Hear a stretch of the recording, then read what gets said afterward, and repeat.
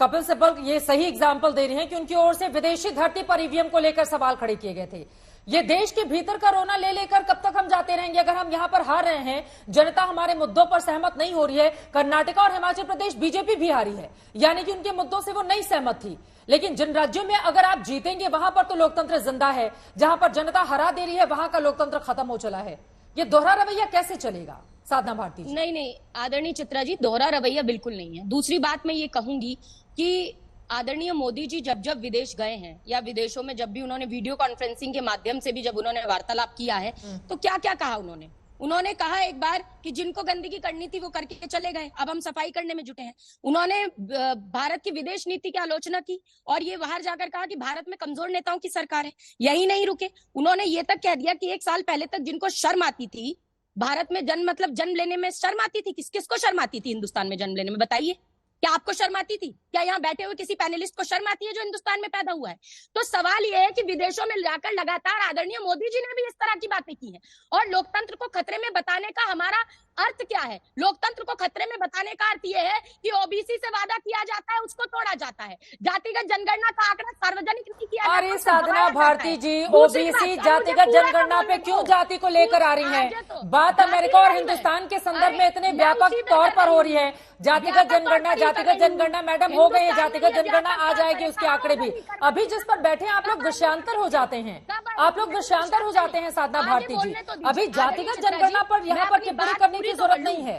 और अगर कांग्रेस, देखिए मैं फिर साफ साफ करती हूँ, एक सेकंड मैडम, आप मेरी बात सुनिए। ठीक है साधना भारती जी, आप मेरी बात सुनिए। बार बार जब भी जातिगत जनगणना की बात होगी तो सवाल पूछा जाएगा कि क्या गरीबों की जाति देखकर आप उनके उत्थान के लिए काम करेंगे? क्या जाति से यह तय किया जाएगा कि हिंदुस्तान में गरीब कौन है, पिछड़ा कौन है और किसको जरूरत है इन सारी चीजों की? इस मानसिकता से क्या हिंदुस्तान को बाहर निकल? आज अमेरिका जैसा देश हिंदुस्तान के लोकतंत्र की तारीफ कर रहा है, उधर ऑस्ट्रेलिया हिंदुस्तान के प्रधानमंत्री को बॉस बता रहा है, दूसरी तरफ अमेरिका के प्रेसिडेंट कहते हैं कि भैया अपना ऑटोग्राफ दे दीजिए, आप बहुत पॉपुलर हैं। एक ऐसे वक्त में हम जातिगत जनगणना, गरीबों की जाति देखकर क्या हम मदद करने जाएंगे? उनकी कैसी सोच रखते हैं हम? और जातिगत जनगणना पे यहाँ पर डिबेट नहीं हो रही है, यहाँ पर अंतर्राष्ट्रीय परिप्रेक्ष्य में डिबेट हो रही है। प्लीज टॉपिक पर रहते हैं साधना भारती जी, आप नाराज मत होइए, जवाब दीजिए। जब होगी जातिगत जनगणना पे बात, आप बात कह लीजिएगा। अभी जाति पर नहीं जाते हैं, जाति पर नहीं जाते हैं। नहीं, मैं जाति पर नहीं जा रही, लेकिन क्योंकि आपने कमेंट किया है, आपने बोला है उस पर, इसीलिए मुझे उसका जवाब देना जरूरी समझती हूँ। मैं भारतीय ओबीसी महासभा की मुख्य संयोजक हूँ, इसलिए मुझे पीड़ा होती है जब इस तरह की बातें आती हैं कि पिछड़े और गरीब के नाम पर नहीं, जितनी जिसकी संख्या। अरे पिछड़े ही तो देश के प्रधानमंत्री है भाई, आपको और क्या चाहिए? साधना भारती जी, तब तो आपको इस बारे में खुश होना चाहिए कि एक पिछड़ा इस देश का प्रधानमंत्री है, एक आदिवासी महिला इस देश की राष्ट्रपति है। और क्या चाहिए? और क्या चाहिए साधना भारती जी? बहुत सही बोला आपने। हमारे देश के प्रधानमंत्री जी जब भी चुनाव में जाते हैं अपने आप को पिछड़े वर्ग का बताते हैं। जाति पर सुप्रीम कोर्ट के कानून को, सुप्रीम कोर्ट का अगर आदेश होता है चित्रा जी, अभी आपने 3 विषय अभी 10 सेकंड पहले उठाए थे, उसका जवाब मैं एक एक करके देना चाहता हूँ। मत बोलिए आदरणीय शहजाद जी को चित्रा जी उंगली दिखाकर बोल रही है बात रखने के लिए। भाई मैं क्या करूँ? मैं स्टूडियो में बैठा हूँ, उंगली करके बता रही है कि बात बताइए। साधना भारती जी, अब सुन लीजिए, मैं आ जाती हूँ। मुझे मौका दे रही है तो आपको मेरे से साधना भारती जी, व्हाइट हाउस के प्रवक्ता जॉन किर्बी ने प्रेस ब्रीफिंग में कहा है, भारत एक ऐसा लोकतांत्रिक देश है जो लगातार विकास कर रहा है। जो भी नई दिल्ली आता है वो उसको देखकर महसूस कर सकता है। भारत के प्रधानमंत्री नरेंद्र मोदी के दौरे के वक्त हम लोकतंत्र के संस्थानों की ताकत पर भी चर्चा करेंगे। अमेरिका भारत मजबूत साझेदार है, इस पर भी बोलिए ना मैडम साधना भारती जी। बोल रही हूँ ना मैं कि क्या देश के पूर्व प्रधानमंत्रियों का, अमेरिका के राष्ट्रपति जो पहले रहे, उन्होंने कभी सम्मान नहीं किया? क्या भारत के प्रधानमंत्री का पहली बार सम्मान किया जा रहा है क्या? इसको महिमा मंडित मत कीजिए इस तरीके से आप। वाजपेयी जाकर नहीं बोलते थे ना इमरजेंसी के दौरे में, विदेश में जाकर के लोकतंत्र भारत का खतरे में है, आप बताइए। आदरणीय मोदी जी तो जाकर बोलते हैं। देखिए अब चित्रा जी थोड़ा, ठीक है, बोलिए। अब हो गया मैडम, आपकी बात हो गई। चित्रा जी, आपने कहा कि क्या विपक्ष को हर चीज के लिए बुलाया जा रहा है? चित्रा जी, मैं आपकी मेमोरी को थोड़ा सा पीछे ले जाऊंगा। पहली बार जब हम लोग संविधान दिवस का आयोजन भव्य रूप से कर रहे थे, न्योता दिया गया था, आए? आजादी का अमृत महोत्सव, ज्यादातर कांग्रेसी नेताओं का उसमें जश्न मनाया जाता है उनके योगदान का, आए? इनसे पूछे कि अभी जो नए संसद के भवन का आप उद्घाटन लोग हुआ। दिल से बुलाते का होंगे, ऐसे औपचारिकता कर देते होंगे कि आ जाइए, आना हो तो आइए, नहीं आना हो तो अच्छा, नहीं तो आइए। नए पार्लियामेंट की बिल्डिंग मेरा घर का बिल्डिंग है कि दिल से बुलाऊंगा तब आएंगे? मेरी शादी हो रही थी वहां पे, वो एक राष्ट्रीय कार्यक्रम है भाई। दिल से बुलाना और कहां से बुलाना और जुबान से बुलाना, ये क्या होता है? वो उनको नहीं लगता कि वो पार्लियामेंट उनकी है? उनकी कहां पे, इटली या रोम में बनी हुई है क्या कोई?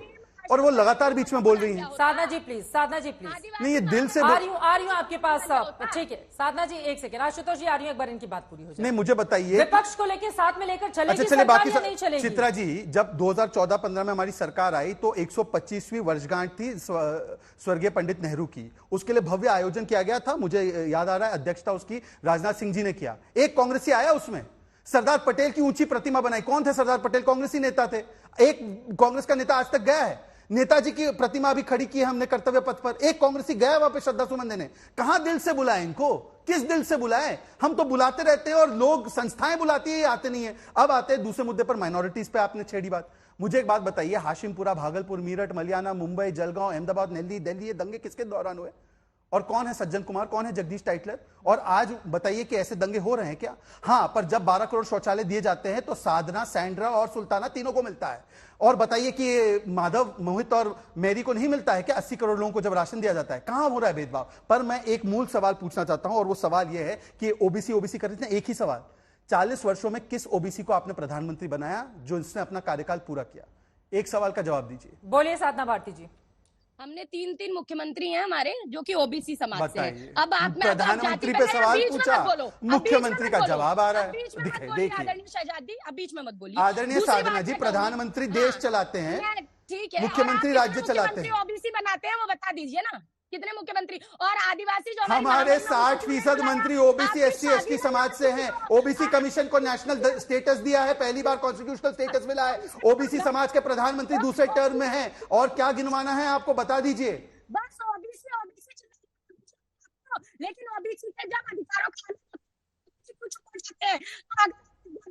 साधना जी, माफी के साथ आप थोड़ा सा अगर आराम से बोलेंगे, आपकी आवाज साफ सुनाई देगी। आपकी आवाज साफ नहीं आ रही है मैम, कुछ प्रॉब्लम आ रही है टेक्निकल, थोड़ी सी आराम से बोलेंगे।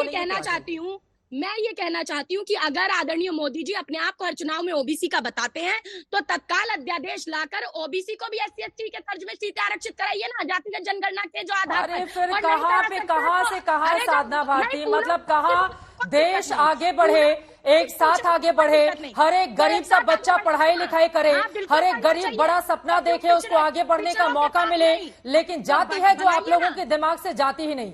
मैम, गरीबी जाति देखकर दूर मत कीजिए। एक सेकेंड शहजादी, नहीं, आप दोनों लोगों को ही, आप दोनों लोगों को ही, ये जाति की मानसिकता से निकलिए बाहर। हिंदुस्तान को अगर दुनिया को लीड करना है और हम जाति के आंकड़े में फंसे रहेंगे कि इस जाति के आगे बढ़ाइए, इस जाति को पीछे कर दीजिए, मैडम ऐसे नहीं चलेगा, देश आगे नहीं बढ़ेगा। और साधना भारती जी, एक सेकेंड, अमेरिका जैसे विषय पर चर्चा करने के लिए आपको बुलाया है, आप यहाँ पर जाति पर डिबेट करने के लिए आई हैं। मैं तो हैरान हो रही हूँ साधना भारती, आपकी बातों को सुनकर।